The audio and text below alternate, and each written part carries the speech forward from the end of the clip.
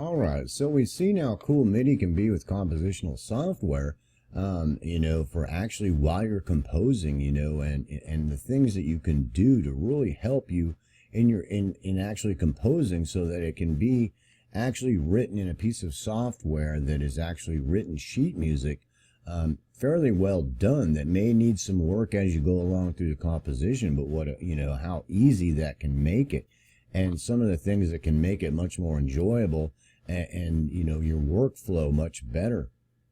And the next thing we're going to talk about is, okay, you're in the DAW. You've taken this piece of, one thing I want to address is nowadays, I'm working in Personas here, and the actual software for writing music in Personas, Notion, that actually is integrated into the DAW. So actually, that now my piano roll editor and all the things that it can do that we're going to talk about here, just some of the basics, because it can get kind of complex, but we're going to cover most of the things, that it's actually fully integrated with it. So, some of the changes and some of the things you're going to be doing can be changed in real time to your composition, that in your composition software, working together actually inside of your DAW as, two separate entities working together as one entity while you're composing. And I hope that didn't sound like too much, but if you understand that it's basically working with whatever's going on inside your piano roll editor and whatever other work you're doing with the MIDI software,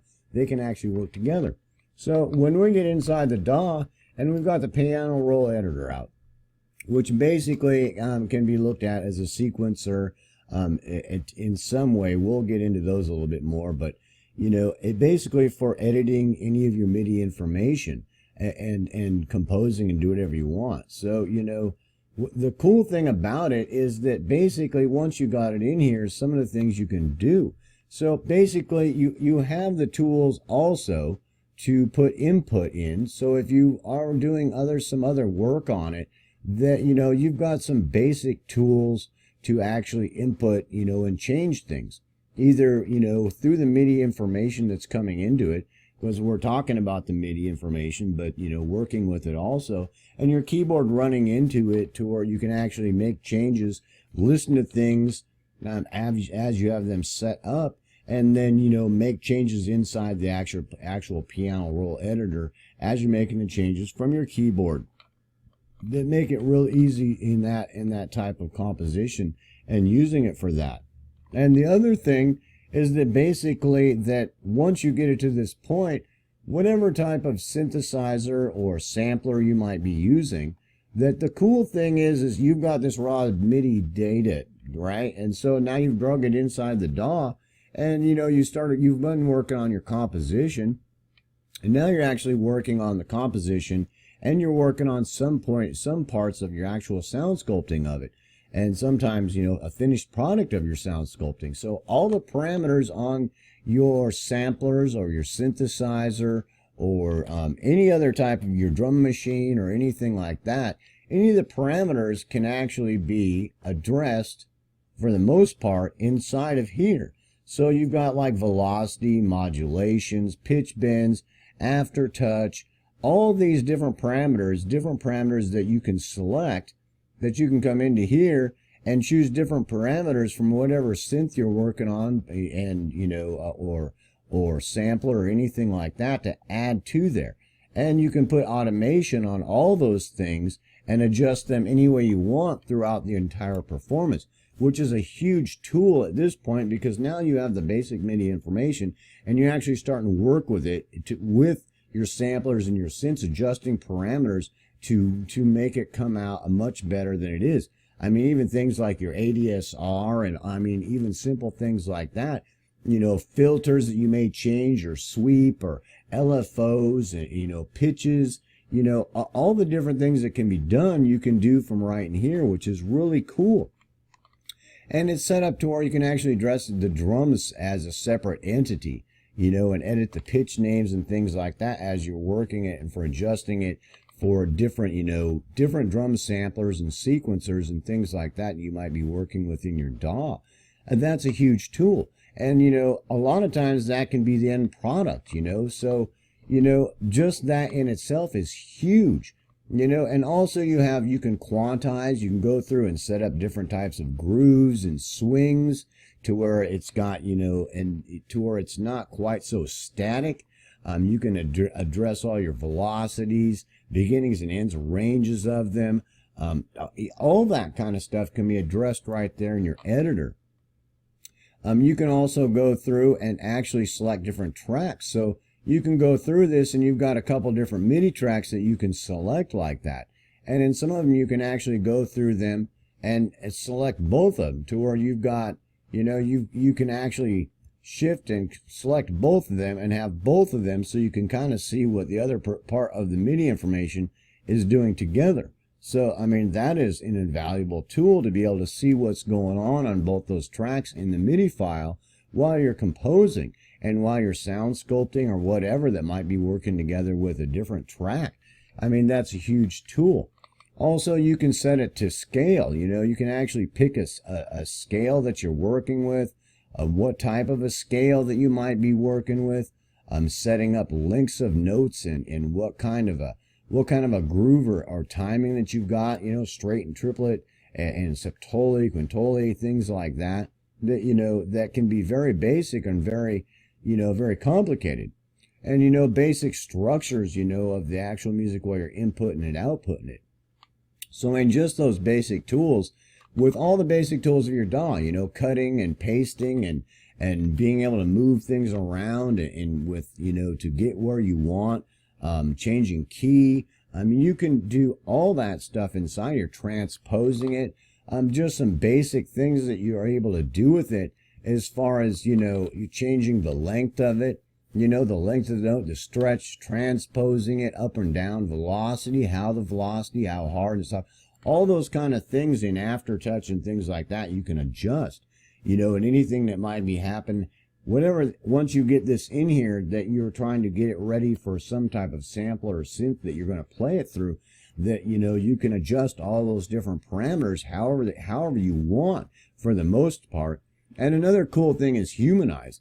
Humanize is a really huge tool because then, you know, it's been like, I'll go through and sometimes I'll have like, I'll give you an example, like a string section, and I've put it together and it sounds a little static. So I can take each one, a separate one of them, and stack them to where I've got 3 or 4. And if you've watched the videos that I've made on sound sculpting and all the other videos we've talked about as far as putting things together, that, you know, some of those things you can do, you know, detuning them a little bit, you know, and delaying them a little bit on here and you know, I mean, you know, and humanizing them. You know, you've got like 4 or 5 violin tracks, but all this playing is basically the same thing, but you can humanize each one of them and they'll come out differently. The humanization will come out differently so that it sounds more natural.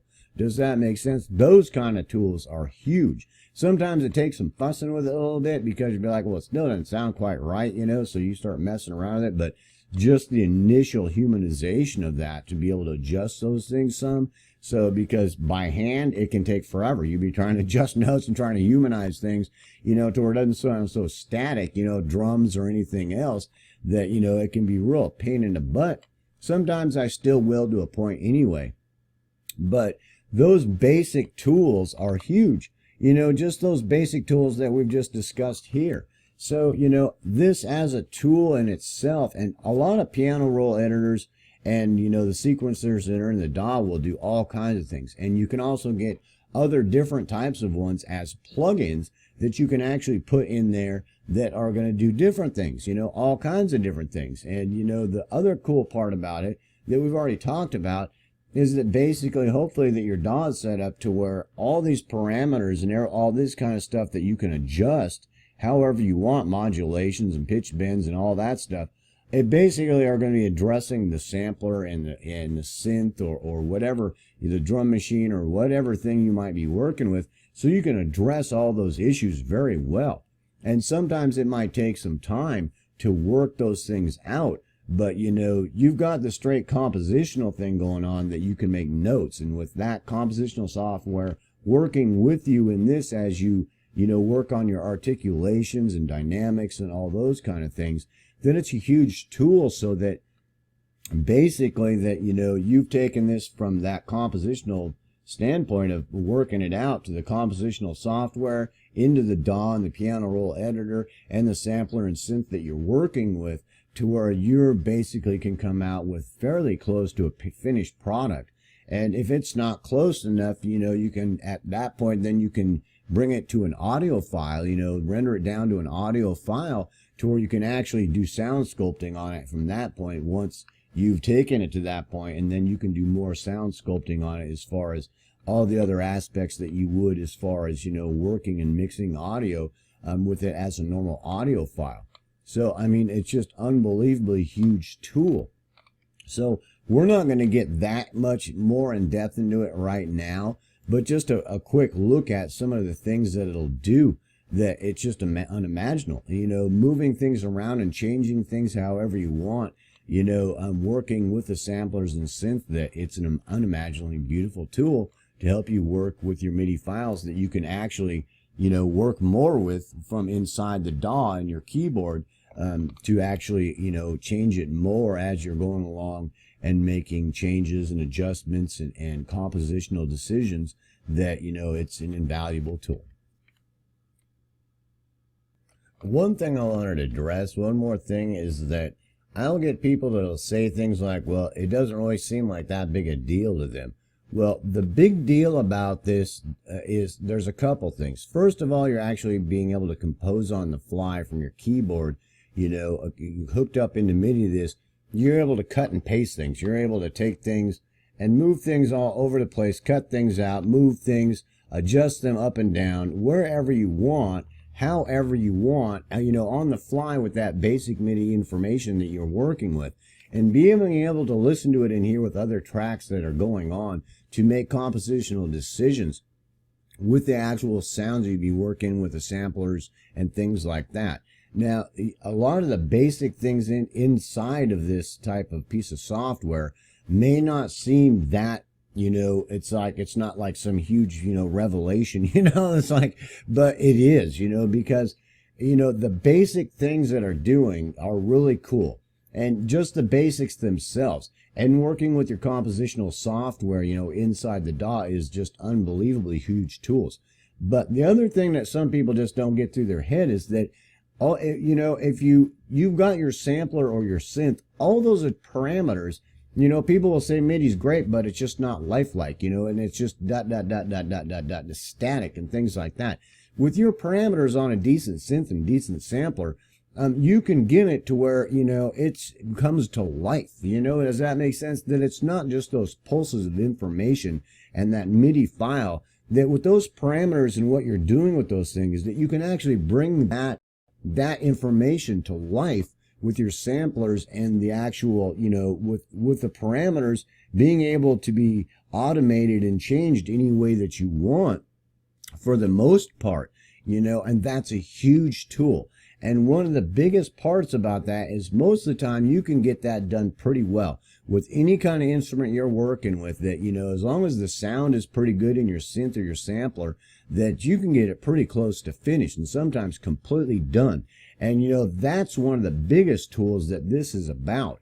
And the other part of it that some people just don't get is that, at that point that your work is done in that editor, and you take it to the next level, you bring it to an audio file, and then you start working with it just as if it was an audio file. So all the things we've talked about that you can do to an actual audio file when you're editing and mixing and all that kind of stuff, all those things you can do it to it then as if it's an actual instrument that may have issues, or whatever issues might be having, that, some of those static issues or robotic issues or anything else can very much be addressed from inside the DAW, actually after it's been brought to an audio file. So it's very important to keep that aspect in mind of how important this tool is to get it as far as you can, so that when you take it to the next level as a piece of rendered audio, that you can complete it with the tools you have and the knowledge you have about sound sculpting and working with audio, and bring it to, and bring that MIDI information to life. And that's one of the biggest things to get through your head about that. It may not seem like, some kind of, but it actually is. And that's why it is. So I hope I made that kind of clear, and that we addressed that in a very, basic way, but didn't get too entailed into it. And you can see how cool that is. Peace, hope, love.